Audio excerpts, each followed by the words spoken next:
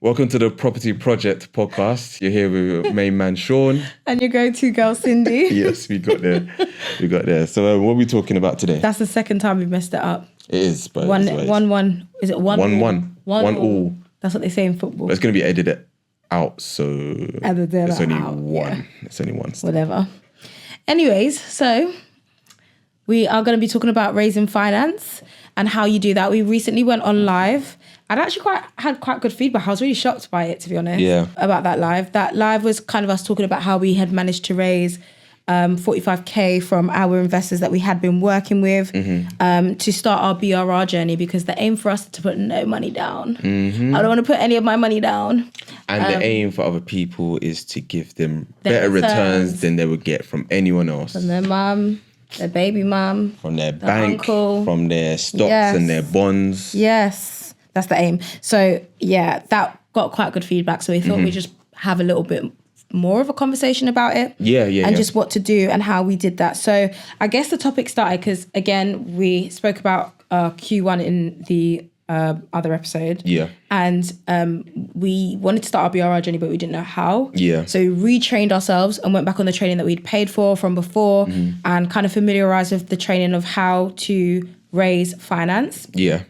And so we just started asking more questions. Do you know what it was? It's so weird because it's like, to explain it is to make it more complicated than it actually is. But it's not actually that complex. It's literally putting yourself in a space where you're asking people how much they have. Literally that. And what people shy away from doing is asking people about their money and their salary. But what's so weird is in the property world, that's very common. How much do you make? What did you earn last month? So show me your accounts. Like, everything's money. Everything's money. Like, show me. Everything is money. Everything's when you're working with an investor and you're selling them a deal. Before I work with you, send me your proof of funds. Where's the money? Because you told me you had 300k. I need to see that 300k land. And you can't have 299. It needs to be that 300. That 300, because if you said you got 300 and it's 299, to see you just lied. You lied. Now your credibility is on the line. It's destroyed. You know what I mean? So, money is a big thing, and it's like I don't understand why. Obviously, it should be like that in real life. I think so. There's nothing. There's nothing wrong with it, but it's like being intimidated by. I feel like in real life, if someone was to ask me how much I earn, I get nervous for two reasons. I get awkward if I'm earning more than you, but I also get awkward if I'm earning less. Exactly. Because if I'm earning more than you, I don't want to sound like I'm showing off. But then if I'm earning less than you, I'm like embarrassed. Do you know how much your friends earn? I don't. Neither do I. I think I have a ballpark figure, but then again, it's kind of like, this ballpark figure is probably from when we was like 23. Same. Do you know what I mean? And it's kind of guesswork from the roles they tell you they're working in. So I actually don't know. I really don't know. Do you know what I mean? And obviously everyone gets like pay rises, move jobs and everything like that. So I haven't got a clue. And I don't want to ask. Do you know what I mean? Because I would never ask. For the same reason, like, okay, maybe I might be earning more, maybe you might be earning more. Like, do you know what I mean? And it's just one of those things that it shouldn't be a thing, because it's like you could be earning more now, but then next month I could be earning more. But it's actually not even that deep. There's not even a comparison. It's literally should be so easy to ask someone how much you're earning or how much. Do you know what I mean? Especially in purpose of conversation.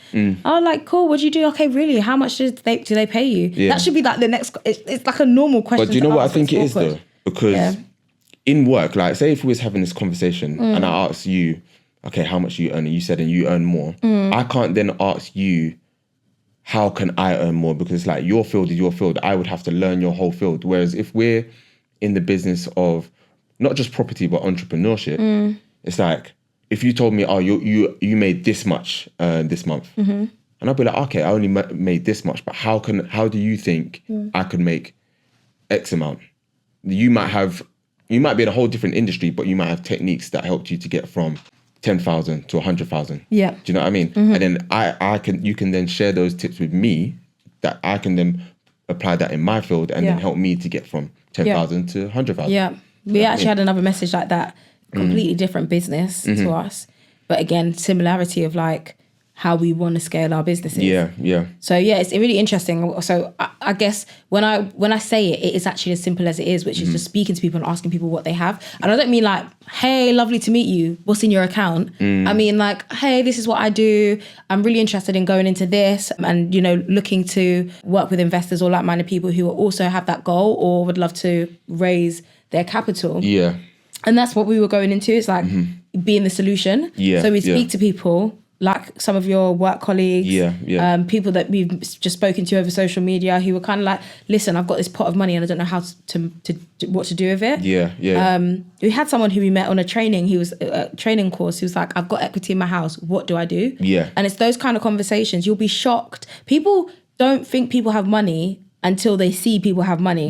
And you can't just associate that because someone is driving a nice car that they have money. Like I said, listen, the other episode, I've brushed the front of my hair. You don't want to see what the back looks like. Do you know what I mean? So you don't, just because someone sits in front of and you shows you something doesn't mean they have, and vice versa. Just because they're not showing you something doesn't mean they don't have. So it's go with an open mind that actually, I actually don't know this person, what they earn, how much they invest in, if they're investors, if they like that kind of stuff and invest in and are clued up in those areas. If you don't go and ask those questions, you won't know. Exactly. And so and that's I think the art as well, of it. like we've been able to have these conversations because we've essentially put ourselves out there. And when I speak to a lot of investors, I think it's weird. Like there's ones who don't care and just put themselves out there and they get hit with loads of different opportunities. And there's the ones that are, I started a business page, but I haven't really put myself out there. Their display pictures, one of their logo, not one of or them. The fingernail. Do you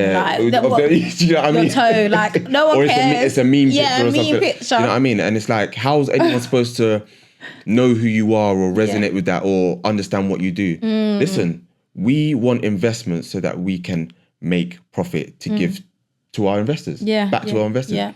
And a hands-off experience for them. Do you know what I mean? Literally, that's what we do. And then when we say it to them, it's like, I'm not saying, yo, I want your money. I do want your money so I can make money to give back to you. Do you know what I mean? So that we all make money, but we all win. I'm not just saying how much you have because I want to take it. Do you know what I mean? It's like there's a win-win situation to it, and we have to kind of put ourselves out there. If we haven't put ourselves out there, people in my regular 9 to 5 have asked me about it just purely for from the fact that they see me put little things up in my story, put little posts, little reels.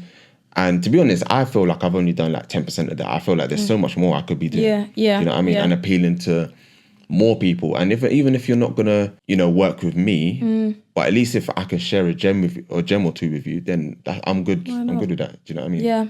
And I think another big part of it is literally what you've touched on, like branding and who you are. It's so simple. When you need to go and buy a meal deal, you know that Tesco sell it because Tesco's sit there and put their ads on TV and tell you meal deal has now gone up to £4, £155, whatever it is now. If you don't have a club card. Even that, the fact that you know that's all down to branding and what they sell as part of their imagery, their ads, all of that kind of stuff. So you've got to do the same as your brand. I feel like we actually overcomplicate it. You've got to sit down and just make it so simple that you understand it yourself.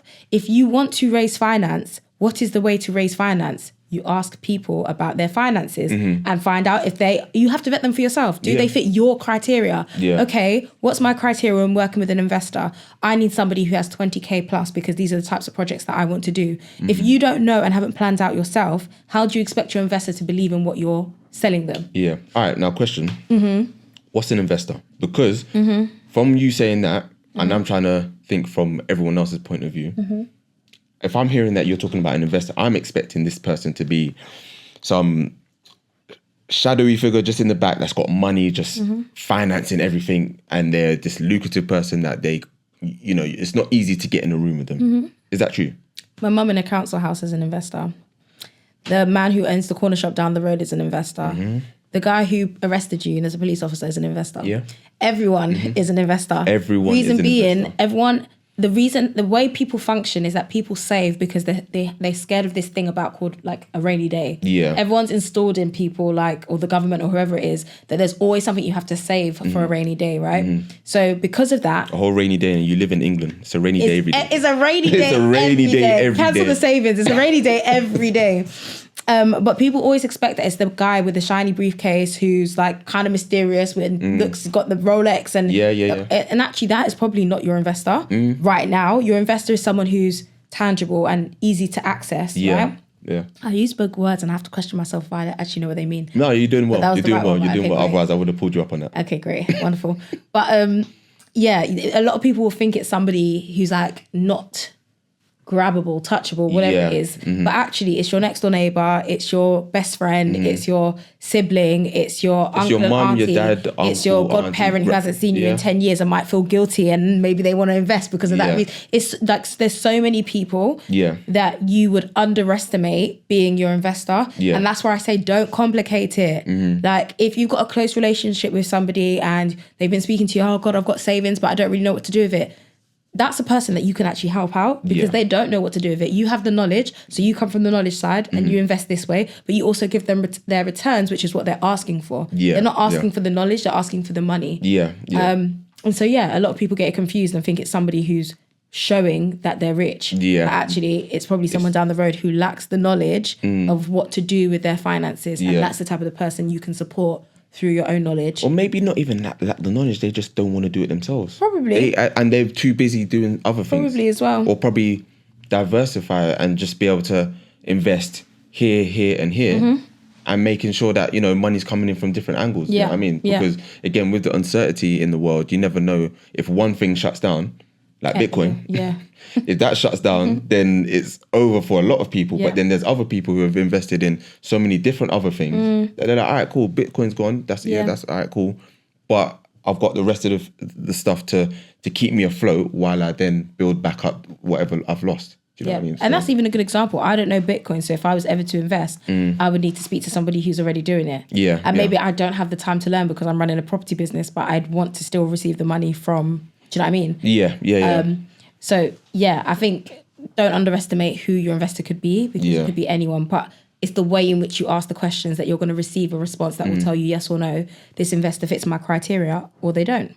So if I wanted to find an investor, I want to find an investor tonight, what should I do? Or, I want to raise finance and find an investor who wants to. You can raise finance in so many ways. You can raise finance through OnlyFans. There's so many ways you can raise finance. But seriously, you would just go to networking events. And people, we're all there for the same reason. It's kind of like almost as well with gym. Like when you go into the gym, everyone's at a different stage, but the end goal is the same, right? And I feel like it's the same with networking. Everyone's at a different stage, but the end goal is the same. Kind of understanding wealth and being a part of wealth change. Do you know what I mean? So I feel like networking events are really good. It's interesting that you said about the gym, because I was thinking as well, we go to the gym and we go to Pure Gym or there's Pure Gym in the gym and whatever. When we don't pay a lot of money to go, but then you see the type of people that we're gymming with. There are some serious people, but the majority aren't really like, full on gym, like they're probably like trainee, like beginners and stuff like that. But if you go to like a third space where you've paid the money to be in there, everyone in there is serious about health. Everyone is serious about. They've paid exactly. They've paid £300 plus per month to be there. Do you think they've got like no one there is on a joke thing? No. Do you know what I mean? So again, it's like networking events, like you said. You can go to free ones. Most of the time, you'll go to free one looking for an investor. You'll end up talking to someone that's looking for the same thing as you. And then you'll think that, it wasn't a successful business trip or whatever, or like networking event or whatever. A whole business trip. It is a business trip, really. It is a business but trip. if you go to the ones that are paid, you're more likely to achieve the results or find what you're looking for. Do you know what I mean? The happiness of your life depends on the quality of your thoughts. I agree. But I agree with that. If you really want to find good quality investors as well, you need to be paying slightly more to go to places where those kind of investors would be. So again, it's not that you won't find good investors in free ones. We've spoken to, like, initially when we first started, we found a lot of good connections. And a lot of those connections probably wouldn't have got us to where we are now. If we hadn't gone to those free ones. But where the big connections have been is through paid events where we've either learned something or we've gone to, again, Jazz Rose events and everyone is on the same thing because they've paid. Do you know what I mean? Like, we've all paid to be here, so we're all going to try to get the best that we can out of it. So I feel like it, not only going to free ones, but making sure that you go to ones that who you're trying to attract, it makes sense what you're paying for. I feel like it's very important as well, like when you're on social media, and I know there's a lot of people out there that shy away from social media because either they don't feel confident or they feel like it's just not for them. But I think the important thing is, as you said, like, just putting yourself out there, because you're an investor that will come to you. Guarantee if they come to you with a question, they've been following you for a while. Yeah. And they've been studying you. So it's like, they've been studying to see how you are. Do you actually do what you preach? Are you honest? Are you, what's your credibility? The chances are they've probably asked so many different people about, have you done business with Cindy and Sean? We had that. Do you know what I mean? Have you done business? What's your interaction been like with them? Do you know what I mean? Someone said that to me. So they're building up a case file. Yeah, one of our JV partners said that actually, that they had gone to other people. I still don't know who those people are, but thank you because you gave us a good review. Yeah. That he went to other people who'd done business with us and asked how we were. Yeah. And that's what made him then connect with us and be like, would you guys like to do this opportunity? Yeah. So we've actually, that is a true thing, because even though I don't think we've put out the people that we've done business with. I don't think that's not really. Done. But somehow through conversations, they've picked out, or maybe even what we've been tagged in, they've picked out the people that we've worked with and then gone and got those reviews. Do you know what I mean? So it's so important, like, not just carrying business with that person that you're working with to kind of show face, but genuinely running business in a way that if someone does a random review, a random credibility check, you pass that check. Yeah, exactly. Exactly. But yeah, I think a lot of people resonated with us raising the 45k in 30 days. Yeah, within 30 days. And the reason for that is not necessarily the sum, because many people do way more than that. People raise 200k in the space of a month. Yeah. But it's the fact that it makes it feel more... achievable? Yes. Because, it makes it feel more achievable. Because of the types of people we got the money from, we raised the finance from. So one of the people we raised finance from was my mum. Yeah. The second person we raised finance from was a friend my sister met at a property training course. Another one was a colleague. Which is why I was saying, it's not one of the other episodes. You know, if you're working and you're balancing a 9 to 5 and entrepreneurship, if you can do both, like, use it to your advantage, because you've got a whole network out there that you can then use your entrepreneurial skills and tap into, as you said. Yeah. So. And then now you've had another conversation with another person from work. He's like, I don't care what I have to do. Yeah. You guys do it, bring me back the money. Exactly. So you'll be shocked. Like, as long as people see what you're doing, again, it comes down to branding. Say what you are and what you're doing, because if you don't do those things, then no one will know. Yeah, no one will know. But yeah. And it's crazy, because there's people that I didn't even know. They might follow me, but I didn't even know they're active on social media. Yeah. There's people that are there, and I'm thinking, you actually see that I'm doing property, or you see that I'm doing X, Y, and Z. Yeah. And they're picking up on these things, and it's not until I see them or see them in passing. I've noticed that you've done that. I noticed that you got the podcast, and keep it up because I'm loving the content, or they just love that stuff. Do you know what I mean? And you never know. People, it's not everyone that enjoys this stuff or is into that stuff are gonna that. Sorry, I forgot what I was going to say. You're basically saying it's the people you least expect, basically. Yeah, basically the people you least expect will come and then give you that praise. That, you're on the right path, and they show their interest. So if you're kind of looking to raise finance, again, this was just a short kind of overview of how we did manage to raise our own finance, and we continue to raise finance because we want to do big boy deals. But if you are looking to raise finance, not quite sure how to do it, again, we have contracts that you need in place when taking money from investors and using their money to recycle that money to make bigger projects and do what you've got to do with those. And so if you're looking on step-by-step guide on how to raise finance, then again, just contact us on Instagram. We're so much better on Instagram than any other platform. So just message us on Instagram and we can talk you through that. But also, if you are somebody who's not quite sure what to do with your money and you're sat at home with equity, just sitting literally in your house, then contact us as well, and we can speak to you guys about how to get your returns and how to get more money back without having to lift a finger. But why is it so important for my money to not be sitting in the bank? Because it's safe there, right? I mean, well, it's not safe there because we know that the value decreases, right? Okay. No. So, I mean, this is your favorite thing to say, so you say it. No, I was just saying that for me, having your money in the bank, we've been grown up to think that that's the right thing, innit? Save up your money, keep it in the bank, it's safe there. But with appreciation going up and everything like that, if you leave it in the bank, your bank's only going to give you like It's decreasing. It's not that much, and it's decreasing every time.